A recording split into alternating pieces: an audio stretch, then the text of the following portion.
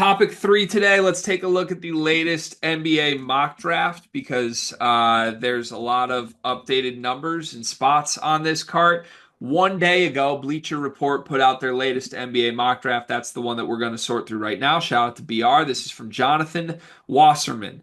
He's got Cooper Flag going one to the Washington Wizards. No surprise. Dylan Harper going two to the Pelicans. Ace Bailey going three to the Utah Jazz. VJ Edgecombe four to the Charlotte Hornets. Man. Come on, Malloy. Five to the Raptors. Trey Johnson, six to the Sixers. Xperius Yakashona, seventh to the Brooklyn Nets. Asanul, eighth to the Chicago Bulls. Con Knipple, ninth to the Portland Trailblazers. Jace Richardson, 10th to the San Antonio Spurs. 11th, Liam McNeely, also to the Spurs. 12th, Ben Saraf to the Houston Rockets. Murray Boyles, 13 to the Hawks. Jeremiah Fears, 14 to the Heat. I'll stop there, but I'm just going to scroll through and name some other guys that matter to us. Derek Queen, 16 overall here. Nolan Traore down to 17. Yegor Demon down to 18. Will Riley at 20 to the Thunder. And Isaiah Evans, 23 to the Nets. I'm just scrolling until I find Danny Wolf at this point. Danny Wolf, 27th to the Orlando Magic. Your thoughts? I mean, honestly, I really don't have that many issues with it. It's good to see that Jace is up there in that range, because I think he's more than deserving of it. I can't believe Derek Queen is that low is the one thing I'll say. I think Derek Queen's a lottery pick. And I might be showing my ass here, but isn't the lottery what 14 picks? Is that what it Yeah. is? Yeah. Yeah. Derek Queen's a lottery player, to be honest with you. And um can I go ahead and get ahead of an NBA hot take that will most likely come back to bite me in the face, but I actually do believe it. Absolutely. Derek Queen is going to be a better NBA player than Man Man. I don't hate that. It probably depends on fit. If Man gets to play with like a legitimate guard superstar and just catch lobs and rim run, he'll be great. But if he's in the wrong situation, I can 100% see that. I think if even both players are in the 100% right situation, it's Derek Queen 9 times on Sunday Well, and but 10 yeah, but times. what if Queen's in like the worst case situation and Man's in a great situation? That's what I'm talking about. Yeah, I guess so. Still, I think the Queen will rise to the top. Okay. All right. Understood. 10 for Jace Richardson. Does that, I mean, at this point, it seems clear he's going to be a lock first rounder, fringe lottery at worst. Is 10 too high? That's the highest I've heard for Jace. That is pretty high, but I love the fit. I love the fit there in San Antonio. They got Fox in the fold. They have Wemby. I think Jason kind of fill in that pretty well in there. They got Castle as well. They would really have a nice little team. It is interesting that they would pick Jace at that spot, though, given that they do have Fox and Castle and CP3 still on the team. I don't know, but I like the pick for Jace. Jace's like IQ would be really fun to watch with Wemby, but Yeah.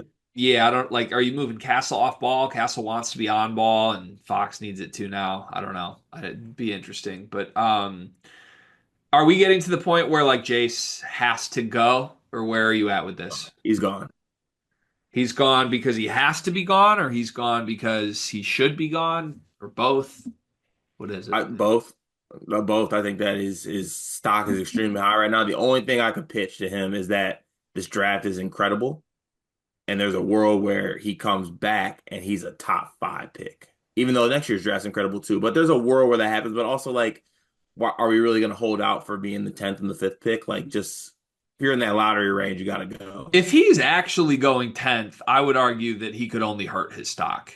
Now, maybe I'm stretching myself a little bit, but like Jace will not ever be this efficient again. I just like his efficiency numbers are stupid this year. So if the pitch is like come back and do more volume, his efficiency could tank. I don't But expect it but I to, don't but think it would tank given who he is. It might be worse, but I don't think it tanks. I don't think it would either, but I just like as far as stock, like we're talking about a kid Cart that we thought like maybe one day would be a Yeah, first round pick, and he's 10th right now. Like yeah. No, I am fully 1,000%, 1,000%. I will not see Jace Richardson in a Michigan State uniform next year. See, I still think there's a chance you will, just given what the background is. But yeah, I just like even compared to like Jeremiah Fears, it's like, oh, Fears could come back, and what if he shoots 40% from three? Mm. Then he's third overall pick with the pedigree that he is. Jace is like, he's already as efficient as he could possibly be. Yeah, he could do it on higher volume, but I just don't think that's going to raise him from 10th to 5th. I think he'd still be the 10th pick. So I don't know. He might just say no because he loves Michigan State. I could really see that happening. But as far as stock goes, I don't think he's getting higher than 10th. Danny Wolf, 27th. Can he improve on this? Should he go if he's going to be picked 27th? What do you think? Is it wrong to say he should go if he's at the 27th pick, like for sure first round? I don't think so. Yeah, like Although, I like think the only thing is, if you're projected 27th, I don't think you are for sure first round. But that's true. But like if you could, if there is like the thing that would get Danny back for me is like we've seen some mock drafts where he's been like 37th, right? Or yeah, like 41st. You might as well come back to school at that case. But if you, I mean, it is a little dicey at that range, but it's a little bit more, you feel a little bit more safe though about being in that spot. yeah, I hear you on that. I mean, Dusty is telling European recruits like, "Hey, we got to replace our two bigs." So it seems like the plan internally right now is for Danny Wolf to go and be done. Mm.